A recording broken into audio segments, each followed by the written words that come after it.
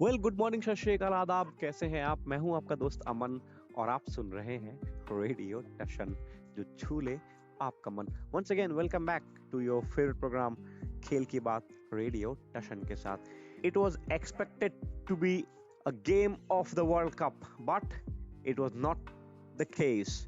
India versus South Africa, the table topper, expected to be a titan clash, never happened. Um, in the World Cup. No top game we have been able to see, but we were expecting India versus South Africa to be a thriller. Again, it was not the case as well. It was India who batted first after winning the toss and scored 326 runs. A great knock by Suryakumar Yadav. Sorry, Suresh Iyer, not Yadav. Yadav was in some touch actually, 12 runs, 20 runs on 14 balls, if I'm not wrong. And then Iyer came in the party, blistering inning. Though he wasted some deliveries up front, but again, at the end of the inning, he scored 77 of 87. So 10 balls difference between runs and ball. And then Kohli played a good knock of 101 on 121 delivery, 49th 100 on his birthday. All in all, Rohit Sharma was the man who gave a fantastic start up front, 40 of 24. Everything was looking very positive and he was batting. His score was rushing out, and finally India scored 326 in 50 overs. Jadeja, 29 runs scored by him on 19 deliveries. And when South Africa came out to bat, it was a good start by bowling. As always, we have seen in the World Cup, especially 2023 edition, the bowlers of India have been absolutely on to the mark. Mohammad Shami, Bumrah, Siraj, Jadeja, everybody chipped in. And it was Jadeja who picked up 5 wickets haul. Mohammad Shami 2, Siraj 1, Kuldeep 2. That was how the wickets are being shared. Bumrah को wicket मिला कि नहीं मिला, I'm not really sure. It looks like there is not much of a scope for Bumrah. कल के match में ऐसा कुछ नजर नहीं आया। हाँ जी, रामकृष्ण जी, वेलकम बैक। थोड़ा शो की मतलब लाइटनिंग बड़ी अलग सी लग रही है आज। मेरी आवाज कुछ अच्छी नहीं लग रही मुझे। जी, सभी को प्रेम पूर्ण नमस्कार और सुप्रभात। साथ साथ भारत की जीत की ढेर सारी शुभकामनाएं और विराट कोहली के 49वें शतक की सभी को बधाई। तो हाँ, दरअसल क्या हुआ, कल टॉस जीता भारत ने, पहले बल्लेबाजी करने का फैसला किया और वास्तव में पहले बैटिंग करने पे दक्षिण अफ्रीका बड़ी डेंजरस साइड है, हम सब ने देख ही लिया है। 399, 428, 382, 401 न्यूजीलैंड ने बनाए थे, 311 तो 311 तो बड़े बड़े स्कोर थे। और बाद में बैटिंग करने पे दक्षिण अफ्रीका संघर्ष करती आई है, हुआ कुछ नया नहीं, उसी को दोहराया गया जो नीदरलैंड के खिलाफ हुआ था, जो लगभग पाकिस्तान के खिलाफ भी हुआ था, लेकिन कुछ अंपायर कॉल ने उन्हें बचा लिया। लेकिन यहाँ कुछ ऐसा हुआ नहीं। टॉस जीता भारत ने बेझिझक बल्लेबाजी का फैसला किया। टीम में कोई चेंज था नहीं। अफ्रीका में जोरेल कोएंसी की जगह शमशी को खिलाया गया और ये मैच ईडन गार्डन में था, स्पिन था, तो उन्होंने कोएंसी को की जगह शमशी को एक स्पिनर ऐड करके खिलाया। और भारत की बहुत जोरदार शुरुआत, मात्र 18 गेंदों में 35 बना लिए थे शुरू के 18 गेंदों में, और 60 प्लस की पार्टनरशिप हुई। पहले विकेट के लिए रोहित शर्मा ताबड़तोड़ 24 गेंदों में 40 बना के आउट हुए। शुभमन गिल ने 24 गेंदों में 23 रन बनाए। जब वो अपने आक्रामक तेवर दिखा रहे थे तभी उन्हें पवेलियन जाना पड़ा। और बीच में केशव महाराज को बहुत जल्दी ले आए क्योंकि स्पिन था। केशव महाराज ने बहुत लाजवाब बॉलिंग की, 10 ओवर 30 रन और संभवतः 2 विकेट लिए। तो महाराज ने ही सही मायने में मैच में जान फूंकी और उस समय श्रेयस अय्यर और विराट कोहली बहुत संभल के फूंक फूंक के कदम रख रहे थे, और फिर आंखें जमने के बाद उन्होंने तांडव मचाना शुरू किया, स्ट्रोक प्ले किया उन्होंने, और एक समय सब कुछ सही चल रहा था। 6 की एवरेज से हम लोग आगे बढ़ रहे थे। वहीं पे 230 प्लस जब हम लोग थे, वहां पे एक विकेट गिरा। श्रेयस अय्यर ऊंचा लॉफ्टेड ड्राइव खेलने के चक्कर में आउट हुए। 87 गेंदों में 77 रन बनाए। एक तरफ से विराट कोहली अपने बर्थडे पे 49वें शतक का रिटर्न गिफ्ट देने के लिए तैयार थे, और उधर सूर्य कुमार यादव आए 14 गेंदों में 22 रन। केएल राहुल महज 8 रन बना पाए, और सर रविंद्र जडेजा ने एक बार फिर 15 गेंदों में 29 रन बनाए। यानी भारत ने 326 रन बनाए निर्धारित 50 ओवरों की समाप्ति पर। 327 रनों का पीछा करने के लिए बुलाए जाने पर दक्षिण अफ्रीका की शुरुआत खराब रही। मोहम्मद सिराज को दूसरे ओवर में एक चौका लगाया, और अगली गेंद पे Quinton de Kock clean bowled हो गए। वहीं से मुझे लगता है दक्षिण अफ्रीका पता नहीं किस दबाव में आ गया। क्विंटन डी कॉक के आउट होने के बाद निरंतर अंतराल पे विकेट गिरते रहे। कल जलवा दिखा सर रविंद्र जडेजा का। 5 wicket haul total, 5 wicket haul हैं आई थिंक वर्ल्ड कप में, या एक दिवसीय क्रिकेट में, ये कंफर्म करना पड़ेगा। और विकेटों को जो बांटा, बुमराह ने कोई विकेट नहीं लिया, लेकिन 5 ओवर में 14 ही रन दिए। और विकेटों का जो बंटवारा हुआ वो इस तरह से: 2 कुलदीप, 2 शामी, 5 जडेजा और 1 सिराज। 4 खिलाड़ी ही दहाई के आंकड़े तक पहुंच पाए, 7 खिलाड़ी दहाई के आंकड़े को भी छू नहीं पाए। पूरी टीम 83 रनों के अंदर ढेर हो। प्लेयर ऑफ द मैच सब जानते ही हैं, विराट कोहली को दिया गया। तो ये रहा कल का सारा विवरण। हाँ, ये आपके पास एक फायदा है कि आप रामकृष्ण जी को सुन लेते हैं, क्योंकि मैं तो कुछ गलत भी बता देता हूँ कई बार। मैं तो इतना एक्यूरेट कई बार नहीं बता पाता हूँ, because of so many works to be followed. लेकिन खैर, अब रामकृष्ण जी हैं तो वो चीजें आपको पता लग जाती है। जैसे जडेजा ने 15 के 2 बनाए थे, 19 रन, मुझे लग रहा था 29 रन, मुझे लगा 19 के 2 बनाए। खैर, क्विंटन डी कॉक, मतलब हम लोग कह रहे थे यार, मैंने कहा था 20 से 25, आपने कहा था 10 से 20। हुआ क्या, 10 से 20? इसका मतलब ये था हम लोगों को ये पता था कि आज डी कॉक चलने वाला नहीं है। हाँ, मगर फिर भी आपने ज्यादा उम्मीद की, मैंने भी ज्यादा उम्मीद की। रन बनाए उन्होंने शायद 4 या 5, तो 10 से भी कम। थोड़ी सी मेरी कैलकुलेशन गलत हो गई, मुझे कहना चाहिए था 10 से कम। मैंने 10 तो कहा था, लेकिन 10 से कम नहीं कहा था। मुझे लगा वो 15-20 रन तो मार ही देगा यार, मतलब थोड़ा।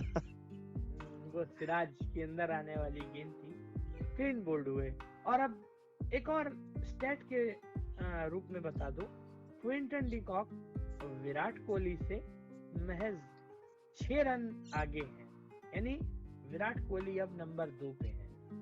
तो अगले मैच में अगर वो 6 रन बना देते हैं, 7 रन, तो उनसे आगे चले जाएंगे। लेकिन अगला मैच क्विंटन डी कॉक के पास भी है, ये ना भूलें आप। तो हाँ, वो अफगानिस्तान के खिलाफ है उनका मैच। लेकिन मुझे जो लगता है अफगानिस्तान के खिलाफ भी शायद क्विंटन डी कॉक का बल्ला चले ना, क्योंकि अफगानिस्तान 4 स्पिनर के साथ जाएगा। ये भी आप ना भूलें, उनके पास जो 4 चोटी के स्पिनर्स है, क्वालिटी स्पिनर्स, मुजीब, राशिद, नबी और एक नूर अहमद, तो ये चारों बड़े जबरदस्त स्पिनर हैं, और इनसे ही अक्सर अफगानिस्तान शुरुआत करा लेता है। उस पे हम बात करेंगे, वो अगले शो होंगे।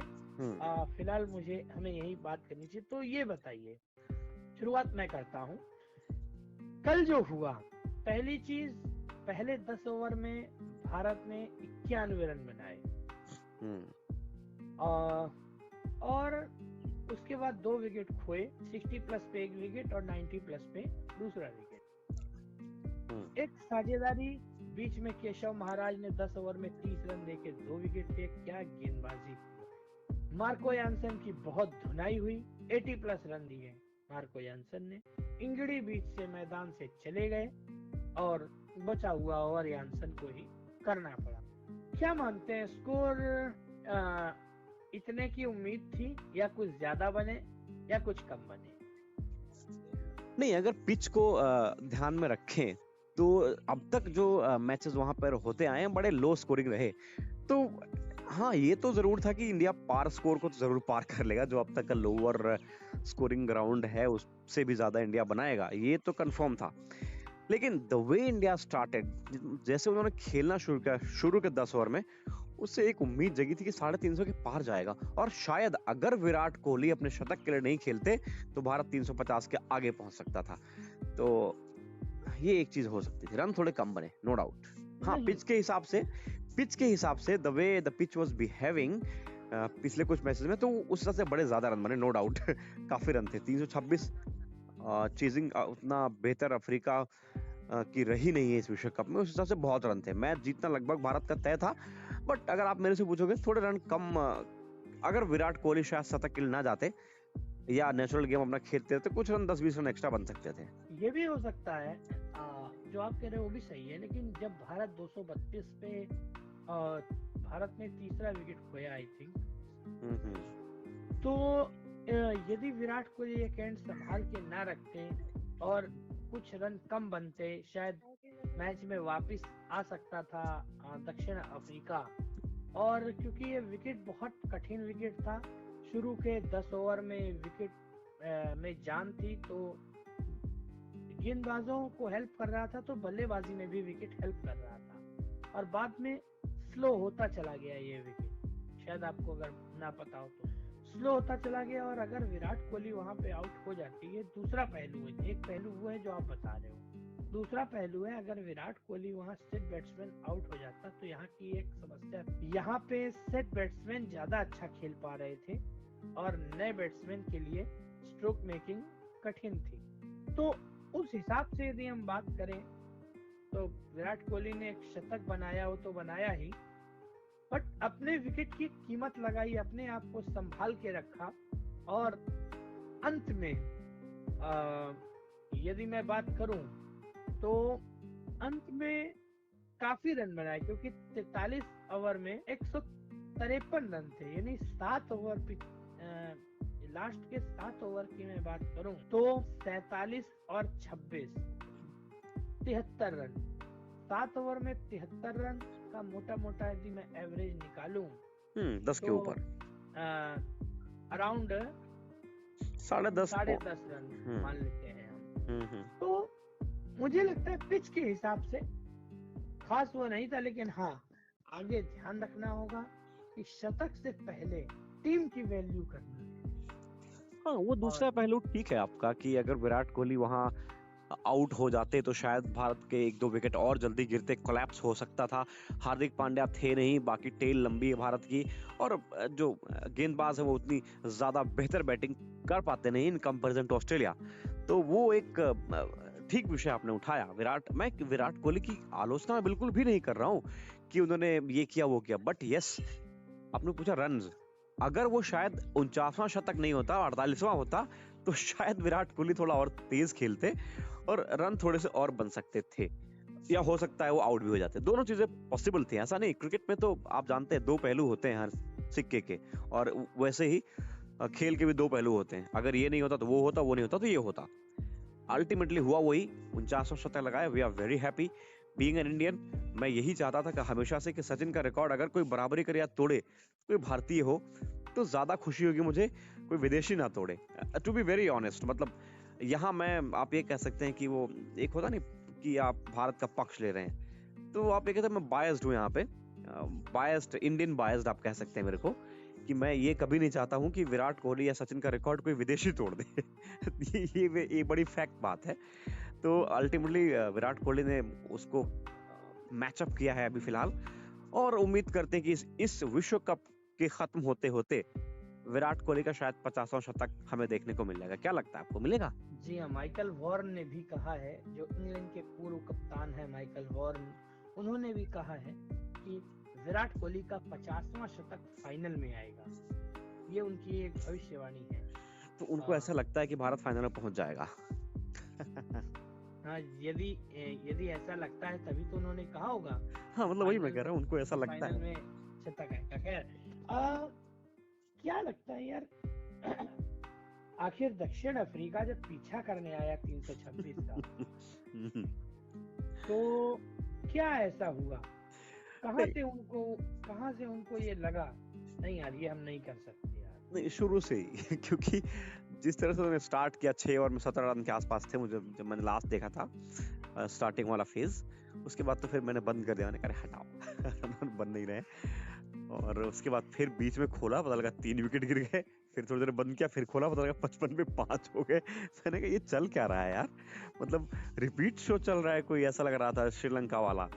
और साउथ अफ्रीका जैसी टीम 83 पर ऑल आउट हो जाए, 243 रन से जीतना, it is a huge margin as far one day cricket is concern. तो ये भारत के लिए बहुत बड़ी जीत है विश्व कप के लिहाज से, और वनडे मैचेस के इतिहास के लिहाज से भी बहुत बड़ी जीत है भारत के लिए। ये अविस्मरणीय जीत है और अद्भुत जीत है, जबरदस्त परफॉर्मेंस भारत का।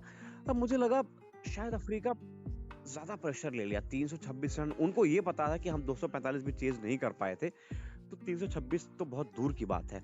और वो दिन शायद उनके लिए खराब दिनों में से एक रहा होगा कल का, इस वजह से। अदरवाइज साउथ अफ्रीका मतलब इतनी खराब क्रिकेट तो नहीं खेल सकती, जिस फॉर्म में वो इस विश्व कप में नजर आ रही है, उनसे आप इतनी खराब क्रिकेट की उम्मीद तो कम से कम नहीं कर रहे होंगे। वी वर एक्सपेक्टिंग, जैसे मैंने पहले बताया शो के शुरुआत में, कि लग रहा था यार एक मैच होता, वर्ल्ड कप हो सकता है, ये पूरे विश्व कप का सबसे क्या बोलता हूँ, खतरनाक या शानदार मैच हो सकता है। तो ऐसा लेकिन हुआ नहीं। हाँ, भारत के लिहाज से ठीक है, चीजें उनके फेवर में थी और हम सबको अच्छा लगा कि भारत एक बड़ी जीत दर्ज कर पाए, लेकिन मतलब एक क्रिकेट फैन होने के नाते कहीं ना कहीं ये मतलब निराशाजनक बात। क्विंटन डिकॉक का आउट होना, यदि आपने वो देखा हो, जो कि मैंने देखा था, सिराज ने जो बोल्ड किया था, क्या सच में सिराज की वो बहुत ही उच्च कोटि की वो गेंद थी, या फिर क्विंटन डिकॉक कुछ अद्भुत करना चाहते थे, कुछ शॉट को मैन्युफैक्चर कर रहे थे, या उनके ऊपर ये दबाव डाला गया था ड्रेसिंग रूम से कि आपको तेज खेलना है, वही रोहित शर्मा वाला कैमियो खेलना है, या क्या ऐसा था, मैं आपसे जानना चाहता हूँ। नहीं, एक तो उनके ऊपर एडेड प्रेशर तो खैर शायद ना हो कि आपको जाके ताबड़तोड़ी खेलना, बट हाँ ये जरूर कहा गया होगा आपको कैलकुलेटिव रिस्क लेके खेलना है, लेकिन इतना जरूर है कि आपको रन्स बनाने हैं, क्योंकि आप 326 चेज कर रहे हो, और 326 अगर आपको टॉप पे शुरुआत अच्छी ना मिले चेज नहीं होते हैं। तो ये शायद मैसेज रहा होगा। अब वो गेंद मैंने देखी नहीं थी, लेकिन जैसा आप बता रहे हैं कि अंदर आती हुई गेंद थी, इन स्विंगिंग यॉर्कर रही होगी अगर वो, या फिर गुड लेंथ पे टप्पा खाने के बाद और अंदर तरफ गई होगी, वो मैंने देखा नहीं, इसलिए मैं उस पर ज्यादा टिप्पणी नहीं कर सकता, क्योंकि कुछ भी बोल दूं तो जिन्होंने देखा होगा उनको लगेगा क्या बता रहा है, बेकार बात। तो जैसी बॉल भी रही हो, अगर सीम पे टप्पा खाने के बाद अपराइट सीम से रही हो या जैसी भी रही हो, अगर वो अंदर आती हुई बॉल पे बोल्ड हो, इसका मतलब वो बैट और पैड के बीच में गैप जरूर बना होगा, ऑब्वियस सी बात है। तो गैप बना होगा, इसका मतलब वो अनप्लेबल डिलीवरी रही होगी। तब आप बेहतर डिस्क्राइब कर सकते हो क्योंकि आपने उसको देखा। निश्चित तौर से बड़ी खतरनाक बॉल थी वास्तव में वो। अरे क्विंटन डिकॉक को एकदम क्रैम्प करती हुई वो गेंद थी, और होते न होते क्विंटन डिकॉक का उन्होंने काम तमाम कर दिया, और काम तमाम डिकॉक का ही नहीं हुआ, काम तमाम हुआ उन दक्षिण अफ्रीका की उम्मीदों का, जिनका बोझ लिए हुए क्विंटन डिकॉक मैदान पे आए थे, और सबको ये पैगाम देने आए थे कि दक्षिण अफ्रीका केवल पहले बल्लेबाजी करके अपना जलवा नहीं बिखेर सकता, वो लक्ष्य का पीछा भी कर सकता है। लेकिन जो तीनों मैचों में नाकामी मिली दक्षिण अफ्रीका को, मैं तो पाकिस्तान वाले मैच को भी नाकामी ही कहता हूँ। वो तीनों मैचों में जीत लिया उन्होंने। हाँ, जो तीनों मैचों में जो नाकामी मिली, कहीं न कहीं क्विंटन डिकॉक का फेल होना भी एक बहुत बड़ा फैक्टर हो सकता है। और अच्छा चलिए ये बात तो अच्छा, एक और स्टैट्स बताता चलो दर्शकों को। संजय बनर्जी कल कमेंट्री करने आए थे, ये कल ही आप लोगों को पता लग गया होगा, बहुत जल्दी सवेरे ये पूरी न्यूज फैली हुई थी। और जो रिकॉर्ड था वो संजय बनर्जी के हक में नहीं था, लेकिन फिलहाल कल का मैच उनके नाम रहा। भारत ने मैच में एक जबरदस्त जीत हासिल की। हाँ, निश्चित तौर से संजय बनर्जी को माना जाता है कि जब जब संजय बनर्जी कमेंट्री करने आते हैं तो इंडिया 100 में से 80 या 70% नहीं नहीं, हारता ज्यादा है। ज्यादा। आपको एक बात बताऊं, 2011 का विश्व कप आपको याद होगा, जब साउथ अफ्रीका के खिलाफ भारत की ओपनिंग जोड़ी ने जबरदस्त शुरुआत की थी, वीरेंद्र सहवाग और सचिन तेंदुलकर उस मैच में क्या जबरदस्त पारियां खेली थी इन दोनों ने। अच्छी खासी पार्टनरशिप, 100, मुझे एग्जैक्टली याद नहीं है, 80-90 जो भी रहा हो कि पार्टनरशिप हुई, और आते आते 226 230 के आसपास भारत निपट गया, 9 विकेट गिर गए फटाफट, और वो मैच भारत हार गया। तो निश्चित तौर से ये कुछ संयोग कह सकते हैं और इससे ज्यादा कुछ भी नहीं है। हाँ सही बात है कि कमेंटेटर तो कमेंट्री करते हैं भाई, वो खेलने थोड़े जाते हैं। एक संयोग है, लेकिन हाँ, कल उन चीजों को गलत साबित किया और भारत एक आउटस्टैंडिंग तरीके से, एक पूरी तरीके से जो है दक्षिण अफ्रीका को उन्होंने निस्तर नाबूद कर दिया। नाबूद कर दिया। खैर, एक और चर्चा का विषय है, रविंद्र जडेजा विकेट नहीं ले पा रहे थे इस पूरे विश्व कप में। एक दो कई मैचों में मिले भी नहीं, कई मैचों में एक ही मिला, लेकिन कल एकदम सबको उन्होंने गलत साबित कर दिया। 5 विकेट हॉल।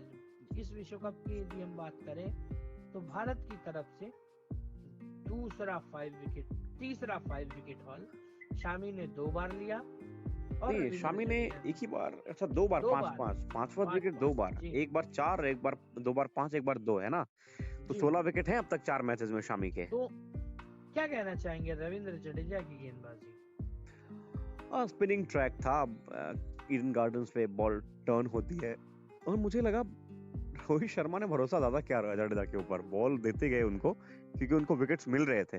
तो ये एक अच्छे कप्तान की पहचान होती है कि अगर आपके एक बॉलर को विकेट मिल रहे हैं तो आप उससे बॉलिंग करा लीजिए, फिर वो समय आए ना आए लौट के, उससे बेहतर है कि जब उसको विकेट मिल रहे हैं तो उससे बॉलिंग करा डालिए। महाराज के साथ क्या किया इन्होंने, रन वो कंटेन कर रहे, रन दे नहीं रहे थे, तो अफ्रीका को लगा यार ठीक है, इसको विकेट भले नहीं मिले बट इसको लोग संभाल के खेल रहे हैं, और वो 10 ओवर में अगर कोई और बॉलर होते तो ये जो भारत की रनों की संख्या है ना, ये कहीं और नजर आती है आपको। इसका एक हद तक श्रेय आप महाराज को भी दे सकते हैं, जिनकी वजह से रन थोड़े कम बने। आप ये ना बोले, महाराज ने जबरदस्त बॉलिंग की है, 10 ओवर में 30 रन देके 2 विकेट। आज के जमाने में वनडे क्रिकेट में अक्सर होता नहीं है ये। वो अलग बात है अगर श्रीलंका जैसी टीम हो 55 पे ऑल आउट हो जाए फिर तो कुछ भी हो सकता है, लेकिन अक्सर ये होता नहीं। जडेजा की बात, is a very very good bowler, मतलब दिमाग है उनके पास, सोच के बॉलिंग करते हैं, और इतनी जल्दी जल्दी ओवर फेंकते हैं ना, मतलब आपको सोचने का मौका मिलता नहीं। वो तो सोच लेते हैं, सामने वाले को सोचने का मौका मिलता नहीं, भाई कौन सी बॉल आ जाएगी, कटर आएगी या फिर अंदर की तरफ घूम जाएगी या फिर बाहर चली जाएगी या फिर बैट और पैड के बीच में गैप बनाती हुई स्टंप ले उड़ेगी, कुछ पता नहीं लगता। और जडेजा तो फिर मतलब जडेजा है, सर जडेजा यूं ही नहीं कहा जाता उन्हें। निश्चित तौर से एक और स्टैट है, क्विंटन डिकॉक से विराट कोहली अब लगभग 5-6 रन की दूरी पर हैं, यानी हाँ ये हम अभी आपने सवेरे अभी बताया था, 6 रन ही आगे हैं, और सचिन रविंद्र तीसरे नंबर पे हैं। डेविड वार्नर अपने इस मैच से पहले दूसरे नंबर पे थे, लेकिन अब वो चौथे पे चले गए, कर नहीं पाए, 15 ही रन उन्होंने बनाए थे, यानी 428 रन पे हैं वो, और सचिन रविंद्र भी 500 प्लस हैं। विराट कोहली के भी 540 रन हैं, आई थिंक 540-41 रन हैं। तो ये सब कुछ है। खैर, अब मुझे लगता है हमें थोड़ी बात करनी चाहिए, बांग्लादेश और श्रीलंका का मैच है। उम्मीद है कि शायद ये मैच रद्द होगा, क्योंकि वहाँ दिल्ली के हालात कुछ इस तरह के हैं, प्रदूषण काफी है, और रद्द यदि मैच होता है, दोनों टीमें बाहर हैं, कोई खास फर्क पड़ेगा नहीं पॉइंट्स टेबल पे। संक्षिप्त से टिप्पणी इस मैच के बारे में आप? मैं आपके पास आता हूँ, आप कैरी ऑन करिए, मैं 1 मिनट में आता हूँ आपके पास। हम बांग्लादेश के बारे में बात कर रहे थे, बोलिए राम। जी, तो मैं ये कह रहा था कि श्रीलंका बांग्लादेश का मैच है आज, जो कि 38वां मैच है इस विश्व कप का। यदि हम विश्व कप के मैचों की संख्या की बात करें, और दोनों ही टीमें लगभग बाहर हैं, बस फर्क इतना है कि चैंपियंस ट्रॉफी के लिए अब झगड़ा है। जो 8 नंबर पे आना है, 8 पे यानी फिनिश करना है, वही चैंपियंस ट्रॉफी में क्वालिफाई करेंगे। तो उस लिहाज से श्रीलंका बांग्लादेश का मैच दिल्ली में है, अरुण जेटली स्टेडियम में है। तो जो मुझे सूत्रों के हवाले से जो खबर मिल रही है कि वहाँ प्रदूषण काफी ज्यादा है, वहाँ स्कूल कॉलेज बंद है, तो इस मैच को भी रद्द करने की योजना बनाई जा रही है। यदि ये मैच रद्द होता है तो संक्षिप्त सी टिप्पणी आपकी चाहूंगा। यदि ये मैच रद्द होता है तो इस मैच के बारे में आप क्या कहना चाहेंगे? मैं दिल्ली में ही हूँ और प्रदूषण के जो हालात हैं बद से बदतर नजर आ रहे हैं। ऐसी स्थिति में नर्सरी तक के बच्चों की स्कूल्स, नर्सरी से 8 तक के बच्चों को, माफ करिएगा, स्कूल्स बंद कर दिए गए। कॉलेज पर फिलहाल कोई इसका प्रभाव पड़ा नहीं है। सारे ऑफिसेज सुचारू रूप से फंक्शनिंग है, ऐसी कोई समस्या है नहीं। लेकिन हाँ, मैच खेलना बहुत मुश्किल है। आपको कई बार नजर चीजें नहीं आती हैं, आपका दम घुटता है, तो जबरदस्त प्रदूषण है। खैर, मैच पर आता हूँ। बांग्लादेश श्रीलंका, दोनों टीमों के लिए ये मैच बहुत ही महत्वपूर्ण मैच था। चैंपियंस ट्रॉफी के हिसाब से या लिहाज से कह लीजिए था, मैंने कहा इसलिए क्योंकि शायद ये मैच आपको देखने को ना मिले। अगर कुछ संभावना बनती है तो अलग बात है। तो दोनों टीमें जीतना चाहती थी। मुझे लगता है शायद इसमें श्रीलंका थोड़ा भारी थी, तो वो जीत सकती थी, उसके पास चांस था इस मैच को जीतने का। हालांकि बांग्लादेश को वो हल्के में लेते नहीं, वो भी कम से कम पार्टी स्पाइल तो कर ही सकती है। तो अब ये विश्व कप के साथ साथ जो मिनी विश्व कप होता है, चैंपियंस ट्रॉफी, यानी विश्व कप से 2 साल पहले जो होती है, अक्सर कई बार 8 सालों में होती है, कई बार उनका कोई पता होता निर्णय कब करा देते हैं। 17 में कराया था, फिर उसके बाद अब 25 में करा रहे हैं ना, अगर मैं ठीक हूँ तो। 8 साल ही हुए शायद, 3 5 8 24 में करा रहे हैं, शायद 25 में। हाँ, 25 में पाकिस्तान में हो रही है। तो वर्ल्ड कप के 2 साल पहले मिनी वर्ल्ड कप होगा, प्रिपरेशन होगी अगले वर्ल्ड कप की। 27 में होना है। वो कहाँ होना है आपको मालूम होगा, इंग्लैंड में शायद। उसको ऑस्ट्रेलिया या इंग्लैंड में खेला जाना है। उस पर अभी डिटेल बाद में आएगी तो बताऊंगा आप लोगों को। तो मुझे लगता है महत्वपूर्ण मैच था, लेकिन अब क्या बताएं, कुदरत का कहर जारी है। तो यदि कुदरत की ही बात की जाए तो पाकिस्तान ने न्यूजीलैंड को 21 रनों से डगवर्थ लुईस के जो मेथड है उसके अनुसार 21 रनों को अभी हराया था। वो मैच था 35वां मैच था, है ना। मैं बात करूंगा, शॉर्ट में बात करूंगा उसकी। 401 रन बनाए थे न्यूजीलैंड ने, और उसके बाद 402 रन बनाने थे। 21.3 ओवर में बारिश आई। उस समय 1 विकेट के नुकसान पे कुछ 160 रन बने थे।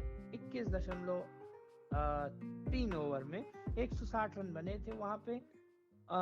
उसके बाद मैच फिर शुरू हुआ और फिर 25.3 ओवर में बारिश आई, जहां 201 रन पे था पाकिस्तान। फकर जमान 124 रन बना के खेल रहे थे 89 गेंदों में, और वहीं बाबर आजम 66 रनों पे खेल रहे थे। ध्यान रहे 6 रन के स्कोर पे पाकिस्तान ने अपना पहला विकेट अब्दुल्ला शफीक के रूप में खो दिया था। तो 195 रनों की मैच जिताऊ साझेदारी, और उसके बाद मैच हो नहीं पाया, बारिश तेज हुई और डगवर्थ लुईस के हिसाब से 179 रन पार स्कोर दिखा रहा था। इसका मतलब यह हुआ कि 21 रनों से, यानी 200 रन बनाए थे, तो 21 रनों से पाकिस्तान को विजयी घोषित कर दिया गया। संक्षिप्त से टिप्पणी आपसे चाहूंगा, 402 रन कोई टीम बनाए, 401 रन, और उसके बाद उसके हिस्से में हार आ जाए, क्या कहना चाहेंगे? बदकिस्मती से ज्यादा और कुछ नहीं, शायद कुदरत ज्यादा मेहरबान था पाकिस्तान के ऊपर, और उसी पे एक चल रहा है कुदरत का निजाम। क्या होगा भारत पाकिस्तान सेमीफाइनल का इंतजाम, ये पता नहीं। अच्छा, उसके बारे में भी मैं बताऊंगा आप सभी को कि कुदरत के ही सहारे ही सही पाकिस्तान ने अपनी उम्मीदें तो जगा ही दी हैं। अब सिनेरियो ये है, ऑस्ट्रेलिया ने इंग्लैंड को हरा ही दिया है 36वें मैच में।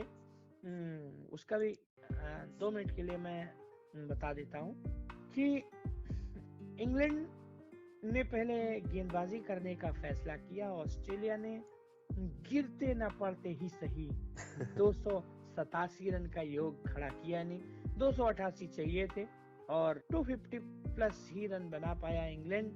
कोशिश भरसक की गई, जल्दी जल्दी विकेट गिरे थे, 2 विकेट। फिर एक साझेदारी हुई स्टोक्स की और मलान की। मलान के 50 बने, स्टोक्स ने भी 50 किए, मोइन अली ने भी थोड़ा साथ दिया, 42 लेकिन 47 रन। रन बन नहीं पाए और इंग्लैंड हारा। बटलर ने कहा मुझे समझ नहीं आ रहा कि अब मैं करूं तो क्या करूं। ऑस्ट्रेलिया से हार के बाद वही ऑस्ट्रेलिया 5 मैच जीत करके 10 अंकों के साथ अभी भी तीसरे नंबर पे बना हुआ है, लेकिन अभी भी उसने क्वालिफाई नहीं किया है सुपर 4 के लिए। हाँ, मैं क्वालिफाई पे आ रहा था। 7 मैचों में 4 जीत के साथ अफगानिस्तान अभी भी 6ठे नंबर पे है और 8 मैचों में 4 जीत के साथ पाकिस्तान 5वें नंबर पे है और 8 ही मैचों में 4 जीत के साथ बेहतर नेट रन रेट के औसत के कारण न्यूजीलैंड 4थे नंबर पे है। तो फटाफट न्यूजीलैंड वर्सेस श्रीलंका, एक मैच बाकी, क्या देख रहे हैं आप? न्यूजीलैंड को जीतता हुआ। न्यूजीलैंड को जीतता हुआ देख रहे हैं। पाकिस्तान इंग्लैंड, आई थिंक क्या देख रहे पाकिस्तान, आई थिंक पाकिस्तान पूरी दम लगाएगा। हैं? 5-5 अंक पे पहुंच जाएंगे। और फिर ये बताइए ना, ऑस्ट्रेलिया और अफ्रीका के साथ अफगानिस्तान का मैच है। वहाँ मुश्किल है थोड़ा सा अफ्रीका और ऑस्ट्रेलिया के साथ। मुझे लगता है कि कहीं ना कहीं अफगानिस्तान एक मैच में जरूर पलटवार करेगा, मुझे ऐसा लगता है। और वो शायद अफ्रीका वाला कहीं मैच ना हो, क्योंकि अफ्रीका की बात करूं, जब भारत जिस टीम को हराता है, एक स्टैट आपको बता रहा हूँ, जब भारत जिस टीम को हराता है तब तक वो टीम ना कुछ मैच और हारती है। इसका उदाहरण है, ऑस्ट्रेलिया को भारत ने हराया, ऑस्ट्रेलिया अफ्रीका से भी हारा, है ना। उसके बाद भारत ने अफगानिस्तान को हराया, अफगानिस्तान भी हारा। भारत ने पाकिस्तान को हराया, पाकिस्तान भी हारा। और मैच भारत ने न्यूजीलैंड को हराया तो न्यूजीलैंड ऑस्ट्रेलिया से भी हार गया। भारत ने इंग्लैंड को हराया तो इंग्लैंड अब तक हारता हुआ आ ही रहा है ना। भारत ने बांग्लादेश को हराया तो बांग्लादेश भी अभी नहीं जो है हार से कुछ सीख पा रहा है। तो क्या ऐसी स्थिति में भारत ने दक्षिण अफ्रीका को हराया? कहीं ऐसा तो नहीं अफगानिस्तान दक्षिण अफ्रीका को भी हरा दे? होने को हो सकता है, हालांकि बड़ा मुश्किल लगता है, लेकिन फिर भी होने को हो सकता है। मुश्किल कुछ नहीं, खैर नीदरलैंड जब हरा सकता है तो कोई बहुत बड़ी बात नहीं। खैर हमें लगता है थोड़ा शो ज्यादा लंबा हो जाएगा। जी, बस अंत में वाइंड अप करने से पहले पाकिस्तान और अफगानिस्तान और न्यूजीलैंड तीनों लाइन, ऑस्ट्रेलिया भी कह सकते, 4 स्पॉट है, मतलब 4 टीमें हैं, 2 स्पॉट है। कौन से 2 लोग वहां तक पहुंचेंगे ये हम आपको सिलसिलेवार तरीके से बताते रहेंगे। लेकिन हाँ, इस अंक में बस इतना ही। दीजिए हम दोनों को इजाजत, रखिए अपना बहुत सारा ख्याल। अगले सेगमेंट में आपसे मुलाकात होगी। नमस्कार, शुभ प्रभात, गुड बाय।